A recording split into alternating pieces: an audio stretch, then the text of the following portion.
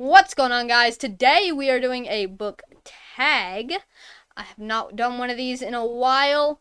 This is going to be really fun. I found this one on a obscure Goodreads forum, so I don't know what that means, but I read the questions and thought it sounded really good, so let's get into it.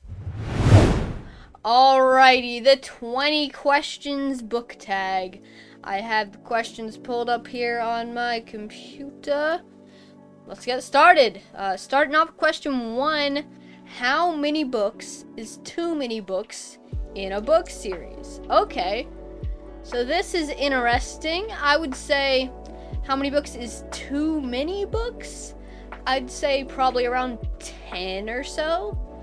But I'd say the right amount of books is around 6 or 7, because it gets to a point like Wings of Fire. It is a juvenile book, so you may not have read it, but it's a good example for this, because there's so many books, and it would be so much better if they just split it into a sub-series. Like, it gets to a point where if your inter-series plot is starting a new inter-series plot, like, you need to make a new series rather than just having this 20 book old series. Like, start a new series.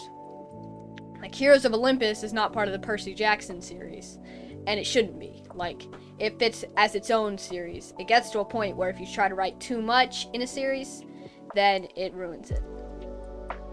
How do you feel about cliffhangers? Okay, so that depends on 2 things. 1, how late at night is it? And 2, is there more books in the series? Because it's so annoying when an author leaves a cliffhanger at the end of the book, and then there's no more books in the series. And they're not, like, writing any more books. It's just, like, cliffhanger and... like, come on. I want something more here. Like, it's just like cliffhanger then done. I can't deal with that. I can't do that. I need something more. If you're gonna leave like a big cliffhanger, then don't like have another book or another book coming out. And then if it's super late at night, then I hate cliffhangers because I have to keep reading. If it's a cliffhanger, if it's a chapter cliffhanger, not a book cliffhanger. Hard copy or paperback? I mean, hard copy if I can get it, but I don't really care. Like, I'm not like, oh my god, I will not read a book if it's like paperback. So, I mean, obviously, like, everybody prefers hard copy, right? It's a nicer, more sturdy book. Seems a bit of a weird question. Favorite book? I don't really have a favorite book. Meme I saw the other day, asking a bookworm to pick their favorite book is like asking a mother to pick their favorite child, and it like totally is, because I cannot pick a favorite book. There's so many books I like. Let's see, Percy Jackson I've mentioned on this channel before. That's an amazing series. I have the Septimus Heap series sitting right here. I really like Hunger Games. I really like Scythe. I really like History Is All You Left Me. There's so many books that I could list here, and I'm not going to. But yeah, I like books. Okay, like read a book. I have like 2 books on my DNF list. I just like books. There's people out there who like DNF every other book. Like, that is not me at all. Let's see, least favorite book. There's no books that I like hate with a passion, but I think like one of the very, very few books on my DNF list is How You Ruined My Life. It was pretty bad. It was the main character was just kind of a bitch. Like, he just expected you to like relate to him, and all his friends were like not relating to him and being like, oh, you're being stupid, and he was like, no, I'm not. And I couldn't tell, honestly, if the author was trying to get you to relate to him or not, but I could not relate to him at all. It was a stupid book. I didn't like it. Love triangles, yes or no? Okay. Yeah, sure. Love triangles. I don't like, I'm not like, oh my god, if a book does not have a love triangle, I will not read it. But I'm not like, you know, if a book has a love triangle, I won't read it. So, I don't really care one way or another, but yeah, I like that kind of stuff. I'm a bit of a romantic. I like the love triangles, stuff like that. The most recent book I just couldn't finish.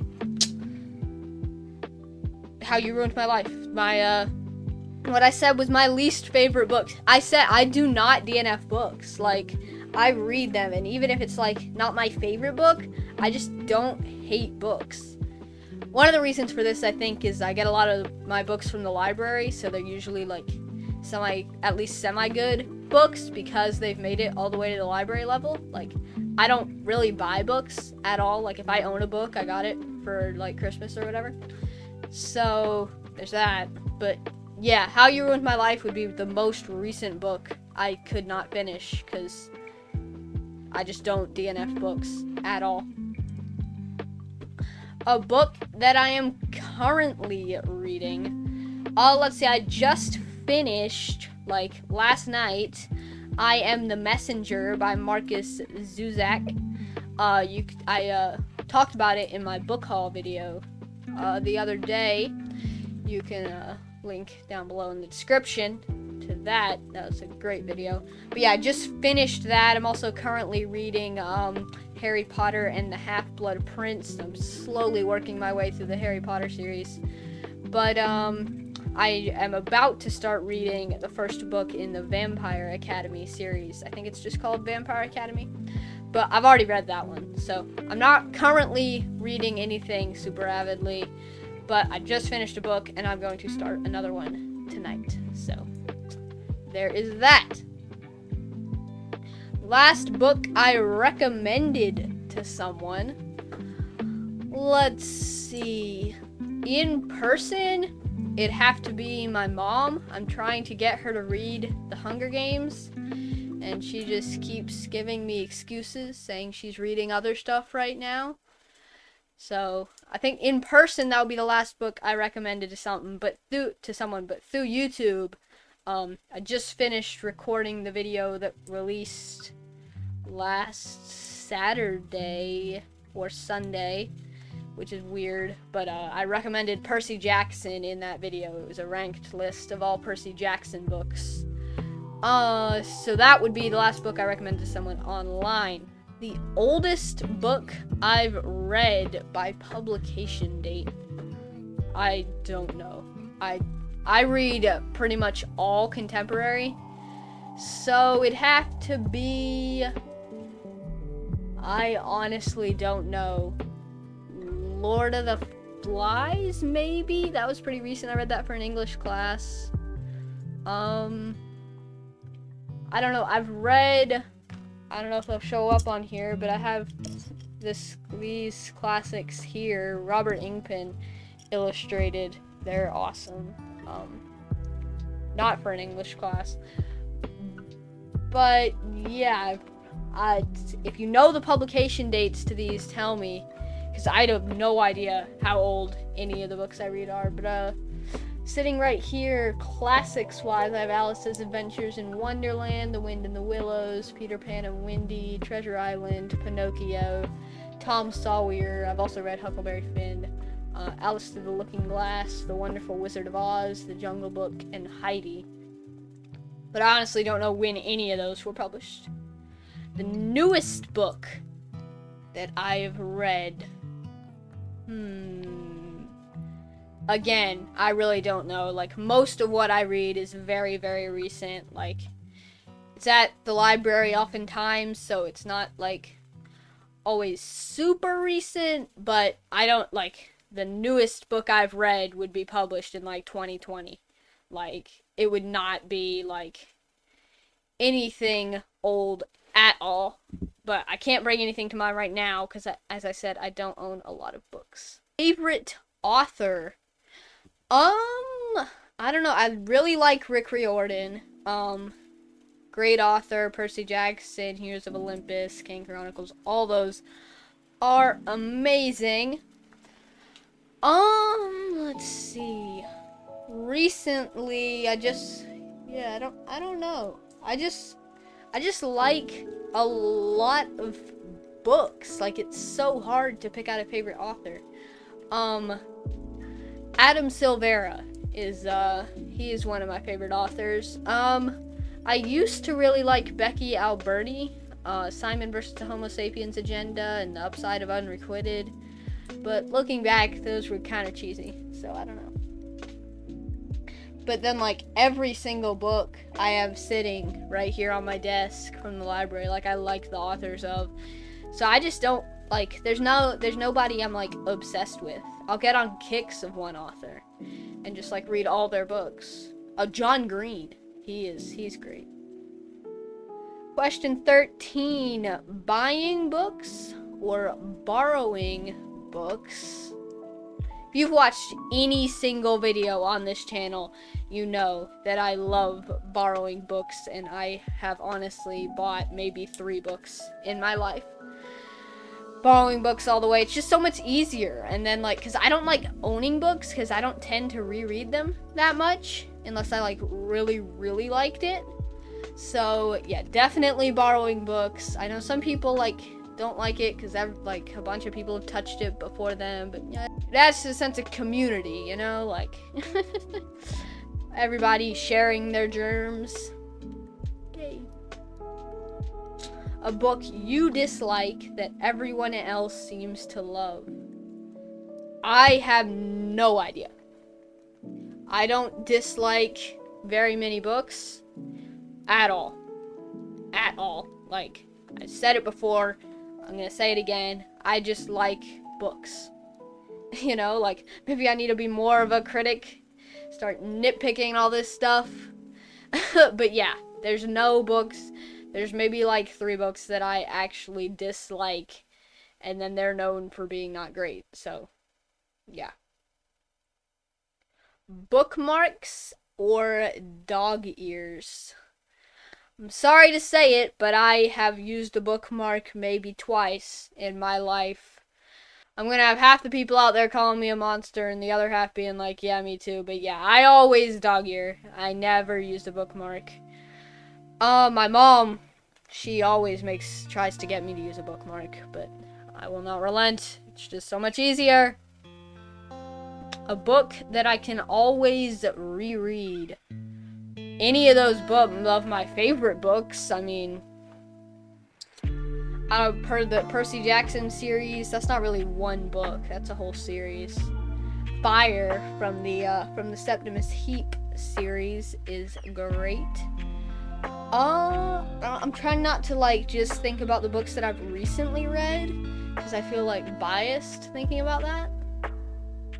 But I don't know, I could reread any book, like, it's a very infrequent occurrence when I dislike a book. Can you read while hearing music? No. God, no. I cannot focus. Unless it's like lo-fi music, but like country music in the background, I cannot read. I cannot focus on anything with any kind of lyrics or like super upbeat music in the background. That's why I use lo-fi music in the background of these videos, because that's the only thing I can hear while focusing. And even then, sometimes it gets a little too rambunctious up in there. One POV or multiple POVs? Multiple POVs. I love it when books have multiple POVs, especially when they switch them up in a creative way. Like, it's not just every chapter. It's kind of that random switching. I really like that. Yeah, the multiple POVs, I love that. The last real question, question 19. Do you read a book in one sitting or over multiple days? I mean, that obviously depends on the book, but usually over multiple days. But, like, I read a lot over those multiple days, so it's like, basically one sitting almost. If it's a really, really good book, then yeah, I'll sit down and finish it. But I don't often sit down and finish books these days. When I was younger, I would. Less school and stuff to do. But these days, yeah, it's usually kind of I read before I go to bed, and then I'll read in the morning while I eat breakfast, and then I'll read while I eat lunch. So, I'm reading throughout the day over those days. And then question 20, who do you tag? Anyone who's watching this video, I think, because I don't know a ton of booktubers out there just yet. So, if you are watching this video, I tag you. Do it. There's a link to the original Goodreads post where I found this tag. Go there. It's got the list of questions. This was really fun. I really liked this tag. More tags coming in the future. You can find a link to all the books that I've mentioned in the description, as well as my Goodreads and Discord links. If you don't want to click the link, you can just hit the subscribe button. Thanks for watching. I'll see you next time. Goodbye.